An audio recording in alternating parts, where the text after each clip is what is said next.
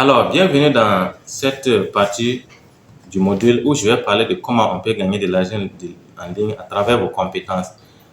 Dans cette partie, c'est subdivisé un peu en trois points. D'abord, il y a des compétences, il y a la notion des compétences que je vais vous expliquer. Quand je parle de compétences, de quoi je parle. Ensuite, il y a les critères pour choisir un bon business ou bien un métier en ligne. C'est très, très important. Il y a aussi 18 compétences qu'on peut monétiser en ligne, que je vais aussi partager avec vous.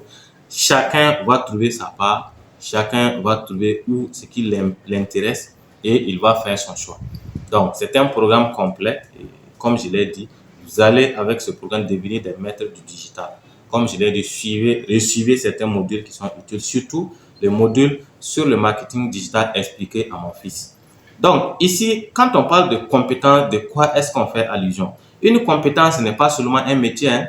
Voilà, vous devez savoir ça. Quand on parle de compétences, on ne parle pas seulement des métiers. Parce qu'il y a des compétences transversales et il y a des compétences métiers. Les compétences transversales, c'est ce qui vous permet tout simplement d'apprendre un métier, d'apprendre une activité, d'apprendre quelque chose et qui puisse vous servir. Mais les compétences métiers, selon mon entendement, c'est une compétence que vous pouvez développer, vous spécialiser dedans ou avoir une certification tout simple. Toute compétence qui vous offre une certification pour devenir un spécialiste dans un domaine où quelqu'un peut vous employer à l'exercer, c'est une compétence métier. Par exemple, dans un certain sens, le marketing digital peut être une compétence métier ou une compétence transversale. Ici, ce que moi je fais, je ne cherche pas à devenir, comment on appelle ça, à être employé par quelqu'un en marketing digital. Donc, j'apprends le marketing digital dans sa globalité. Je me suis spécialisé dans l'aspect business et stratégie et c'est ce qui m'importe. Donc, je ne vais pas aller travailler pour quelqu'un comme un spécialiste en marketing, je ne sais pas quoi. Non, ça, mon objectif, c'est pas ça. Mon objectif, c'est le business. Mon objectif, ce n'est pas de devenir spécialiste du marketing digital. Mais il y a des gens qui peuvent aller se former spécialement, qui ont même fait des études en marketing digital, qui se spécialisent dedans et dont les entreprises emploient pour gérer leur partie aspect marketing. Ça ne veut pas dire que je ne peux pas gérer l'aspect marketing d'une entreprise. Je me positionne en tant que consultant. Si une entreprise a besoin de mes services, il me demande, on discute du contrat, je traite un aspect pendant quelques moments et puis j'avance, c'est comme ça. Donc, je n'ai pas à aller là-bas m'asseoir, en tout cas, et travailler sur l'aspect marketing de l'entreprise. Ce n'est pas ça mon objectif. Donc, une fois que j'arrive à ce niveau, ça devient plutôt une compétence métier pour moi. Donc, c'est la part des choses que vous devez faire. Une compétence transversale me permet d'apprendre généralement et d'utiliser ces compétences-là pour que ça me serve pour moi-même. Mais si je veux mettre ma compétence au service de quelqu'un d'autre, d'une entreprise ou d'une entité, alors ça devient une compétence métier. C'est ces nuances-là que je voudrais que vous fassiez. Alors, dans cette deuxième partie, nous allons voir maintenant les 8 critères de choix d'un bon business ou bien d'un métier en ligne. Alors, il y a plusieurs critères que vous devez prendre en compte si vous voulez vous lancer en ligne. Alors, la première chose, c'est la mobilité géographique. C'est quoi? Nous allons aborder plusieurs business à travers ce programme de marketing digital. Mais il y a des business qui sont difficiles quand vous vous déplacez d'un endroit à un autre. Vous devez faire la part des choses. Est-ce que le business dans lequel je me lance, est-ce que je peux l'utiliser n'importe où? Par exemple, ici, moi, je fais de l'entrepreneuriat. Et je suis partout. Si que je me lève, je me déplace, je vais dans un autre pays. L'essentiel, c'est que j'ai mon ordinateur et ma connexion. Et la connexion, on peut le trouver partout.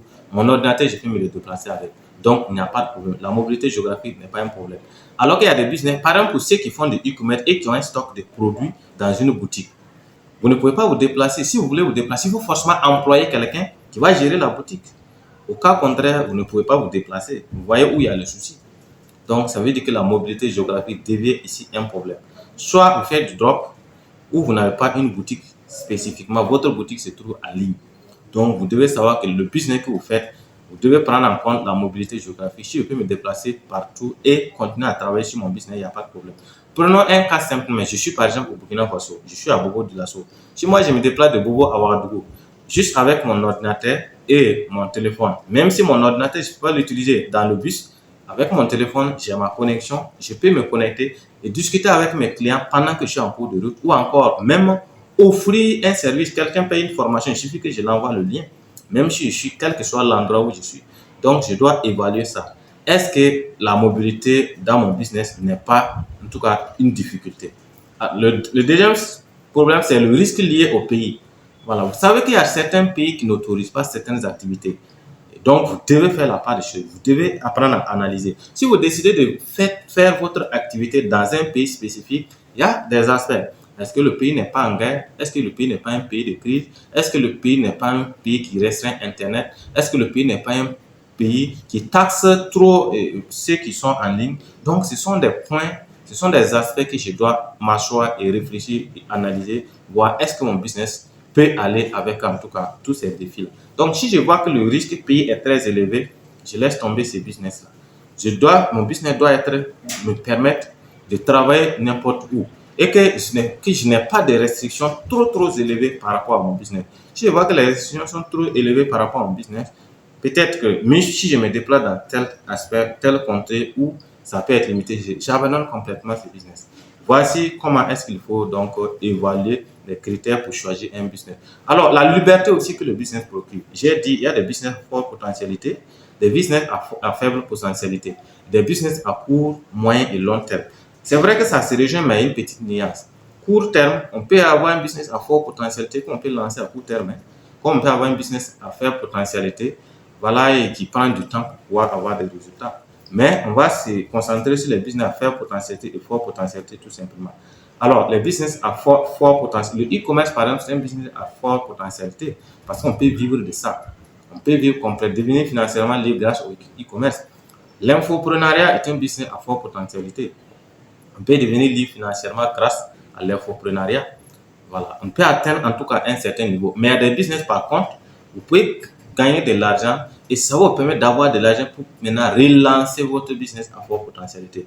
Par exemple, le business des droits de revente. Quand vous êtes un débutant, c'est vrai, moi-même j'ai commencé avec les droits de revente parce que facilement je pouvais gagner de l'argent, je pouvais vendre les produits et gagner de l'argent. Mais sur le long terme, je ne vais pas maximiser sur les droits de revente parce que c'est pour carrément les débutants. Je peux le faire par moment pour avoir les frais de budget de publicité, mais quand on est en ligne, tous les business que vous avez déjà commencé, vous pouvez toujours continuer à les faire, mais à petite échelle. Mais ça ne doit pas devenir donc, en tout cas, une spécialité et votre option.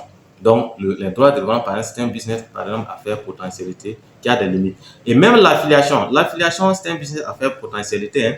Voilà. Quand vous commencez, vous pouvez mettre assez d'argent dans l'affiliation. Avant tout, c'est le produit de quelqu'un que vous vendez. Même si vous n'avez pas à créer de produit, même si vous n'avez pas à gérer les clients, vous savez très bien que la personne peut décider d'enlever son produit sur le marché. Vous allez vendre quoi? Voilà, la personne met un bon système d'affiliation à un moment donné et suspend le système.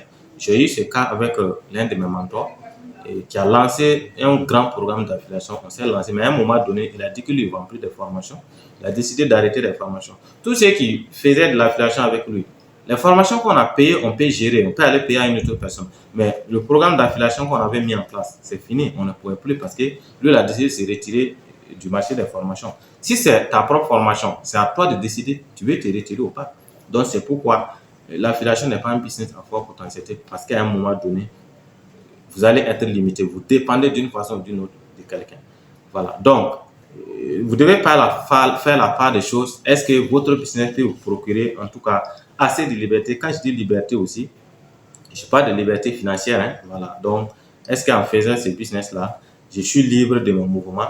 Je n'ai pas de contraintes. Je peux vivre de mon business à long terme et je peux décider même d'abandonner tout ce que je fais. Quand on dit liberté, c'est ça. Hein? Faire ce que j'ai envie de faire quand je veux. Aller où je veux avoir ce que je veux, faire ce que je veux. Mais si le business ne te procure pas cette liberté, c'est qu'il y a un problème. Voilà, donc tu dois prendre en compte, est-ce que le business que je vais me lancer dedans peut me procurer la liberté? Mais d'abord, retenez, les business, quand vous êtes débutant, vous allez forcément vous lancer dans du business à faire potentialité afin de pouvoir avoir des revenus et avoir confiance avant de vous lancer maintenant dans un business. Pendant que vous êtes dans le business à faire potentialité, vous préparez maintenant votre vrai projet et votre vrai programme. C'est comme ça à faire. Sinon, ne venez pas pour dire que ma passion c'est le e-commerce et je vais me lancer tout de suite dans le e-commerce. Alors que vous savez que vous n'avez pas le budget qu'il faut pour vous lancer dans le e-commerce. C'est ça le défi. C'est là où il faut faire très attention. Ensuite, il y a également la scalabilité. La scalabilité, c'est la possibilité de multiplier ce que vous faites. C'est la possibilité de rendre autonome le business que vous faites. C'est la possibilité de faire le business sans que ça n'ait forcément besoin de vous. Par exemple, moi, j'adore l'infoprenariat. J'ai créé ma formation, je l'automatise à mes tunnels de vente. Je suis en train de dormir, mon business produit de l'argent pour moi. Donc, ça, c'est un business scalable. Alors qu'il y a des business que ça peut être difficile de scaler. Si je ne peux pas en tout cas automatiser mon business, c'est que directement il y a un problème. Voilà. Donc, retenez une chose, vous allez trouver des business qui, dans un certain sens, il y a certains critères qui sont difficiles, mais on ne peut pas prendre en compte tous les critères. Hein. Il y a 9 critères que je vais citer ici, mais vous n'êtes pas obligé de prendre en compte. Vous pouvez voir peut-être dans un business un critère qui vous bloque, mais regardez le maximum et ce qui vous arrange aussi à temps opportun. Donc, vous ne prenez pas forcément en compte tous les critères, en tout cas qui vont être cités donc, dans le programme. Il y a aussi la concurrence. Business sans concurrence, ce n'est pas un business. On peut au contraire, inspirez-vous de vos concurrents. Vous pouvez même regarder les copies même d'ailleurs, hein, mais vous ne les imitez pas. Voilà, parce qu'il n'y a pas un domaine où il n'y a pas de concurrence. C'est parce que la concurrence qui va vous permettre de travailler plus, c'est la concurrence qui va vous permettre d'aller plus loin. Et je sais très bien que vous savez les business qui ont une forte concurrence aujourd'hui. Il y a des business que les gens ont tendance à laisser tomber, mais il y a des business qui sont en train de prendre de l'influence de plus en plus. Plus il y a de la concurrence dans un business, plus c'est un bon business. Ça veut dire qu'il y a du potentiel, ça donne, ça marche. Puisque si un business, s'il n'y a pas de concurrence dans un business, il y a plusieurs raisons. D'abord, c'est que le business, soit ça ne marche pas, ou bien soit le business est dépassé, ou bien soit le business est nouveau. Donc, tous ces critères-là peuvent faire que quand vous lancez, quand c'est nouveau, ça va être difficile. Quand il n'y a pas de, ça ne marche pas, ça va être difficile. Donc, vous n'allez pas du tout aussi avoir de l'argent. Et la sixième chose, c'est la pérennité de l'activité. Est-ce que l'activité, le business que vous voulez vous lancer là, est-ce que vous pensez que ça va survivre? C'est pourquoi je dis de faire la part des choses. Il y a le business qu'on lance à court terme. Et on sait que non, c'est pour un moment. Ensuite, on va se lancer dans notre vrai business. Parce que une chose, c'est avant tout d'avoir la confiance. Quand on se lance en ligne, sans avoir de l'argent en ligne, c'est difficile. Quand vous gagnez vos premiers revenus en ligne, ça vous donne la confiance. Quand quelqu'un vous donne 100 000, 200 000, 250 000, 500 000 en ligne, vous allez commencer à avoir confiance. Mais ça commence d'abord par 1000 francs, 10 000, 3 000, ça commence comme ça.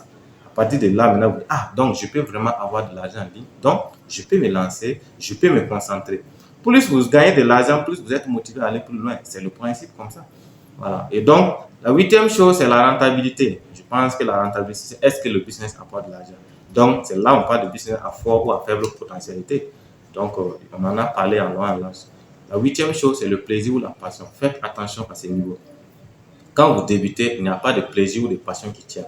Quand vous débutez, c'est tout simplement ce qui peut vous permettre de gagner de l'argent. C'est uniquement le business qui va vous permettre de gagner de l'argent. C'est pourquoi je montre les business que vous pouvez lancer qui ont une faible potentialité à court terme et les business à forte potentialité et à long terme. Donc, vous commencez par les business à faible potentialité à court terme. Donc, il y aura 3 business que je vais principalement développer pour ceux qui sont complètement débutants. Pour ceux qui sont intermédiaires, je vais développer 2 ou 3 business. Voilà. Donc, les experts, n'importe quel business qu'ils prennent, ils peuvent le développer et le rendre en tout cas pérenne. Donc, faites attention. Quand vous vous lancez, vous ne vous lancez pas pour le plaisir, ni pour la passion. Vous lancez pour gagner de l'argent. Quand vous allez commencer à gagner de l'argent, vous pouvez maintenant décider de vous concentrer sur le business qui vous fait plaisir ou sur le business que vous pensez que ça vous donne assez d'argent. C'est comme ça en fait. Sinon, on ne commence pas à dire, moi, ce business-là, ça ne me parle pas, moi, ça ne me fait pas plaisir, moi, cette activité a toujours été ma passion. Ça ne marche pas comme ça, les amis. Une activité même qu'on développe finit par devenir votre passion. Nous tous, je n'ai jamais été passionné du marketing digital et du business en ligne. C'est parce que je voulais tout simplement l'argent au départ et que j'ai fini par comprendre que non, voici, je vais servir les gens. Et toujours être que peu importe ce que je fais, je vais toujours servir les gens. Et la passion est née de là, c'est comme ça. C'est la même chose que la vocation pour ceux qui partent à l'école, que ma vocation c'est ça, ma vocation c'est ça. Après, on gagne un travail, on nous donne un travail, on ne se concentre pas parce qu'on se dit que ce n'est pas notre vocation. Ça ne marche pas comme ça. Quand je vais réussir dans ma vie, peu importe, la vocation, on s'en fout. Ce qui peut me nourrir, c'est ça qui compte pour moi. Voilà, ok. Donc, la neuvième chose, c'est l'affluence. Il faut mesurer le facteur risque à partir de l'ancienneté ou la nouveauté du business. Il y a des business aujourd'hui où il y a de l'affluence. Hein. Parfois, il y a des business qui naissent. Aujourd'hui, on parle d'intelligence artificielle. Et tout le monde veut parler d'intelligence artificielle dans son business, même si ce n'est pas nécessaire. Ici, moi, je parle d'intelligence artificielle en lien avec la création de contenu. Pour pouvoir facilement créer vos vidéos, bien vos contenus texte, vous pouvez utiliser l'intelligence artificielle. Mais tous les aspects que je développe, on n'a pas forcément besoin d'intelligence artificielle. Pour avoir des stratégies, ce n'est pas forcément une question d'intelligence artificielle. Si tu ne connais même pas les stratégies, comment tu vas les développer? S'il faut tout demander à l'intelligence artificielle, je pense qu'il y a un problème. Parce que l'intelligence artificielle, Si tu poses la même question, quelqu'un pose la même question, ça va avoir les mêmes réponses. Donc, c'est ce qui fait qu'il faut faire beaucoup d'attention. C'est pas parce que tout le monde va vers ce business que ce business est bon. Faites attention. C'est vrai, je parle de concurrents, mais je n'ai pas dit l'affluence. On dit tout de suite qu'il y a une mine d'or qui est sortie ici, tout le monde court et ils s'en vont. Alors que vous étiez ensemble dans ça, c'est mon expérience en ayant été un orpailleur. Voilà, vous êtes en train de faire vous avez un trou que vous êtes en train de creuser, vous gagnez un peu quand même, ça va vous arriver à vous nourrir, à vous en sortir. Mais on dit tout de suite qu'il y a une mine d'or qui est sortie tout de suite. Voilà, on appelle dans le jargon qu'il y a une ligne qui s'est ouverte. Donc, tout le monde, parfois les gens fuient laisser leurs anciens trous où ils gagnaient un peu et ils s'en vont à l'aventure. Arrivé là-bas, on se rend compte que non, c'était une fausse alerte et au finish, voilà, il n'y a plus rien. Donc, c'est pas parce qu'il y a l'affluence que forcément c'est bon. Il peut y avoir de l'affluence, mais c'est pas un bon business. Donc, c'est à vous de faire la part des choses. D'ailleurs, tout ce qui est développé ici vous permet déjà de savoir donc quand il y a un business qui a assez d'affluence, parce que je peux ne pas avoir cité tous les business ici, vous pouvez trouver un business à travers vos recherches parce que l'internet est très large. Et vous allez voir, vous allez donc mesurer ces 8 critères-là pour savoir est-ce que le business là, c'est un business qui peut me permettre de m'en sortir. Voilà un peu ce que je voudrais développer, en tout cas dans les 9 critères qui peuvent vous permettre donc de choisir un bon business ou un bon métier.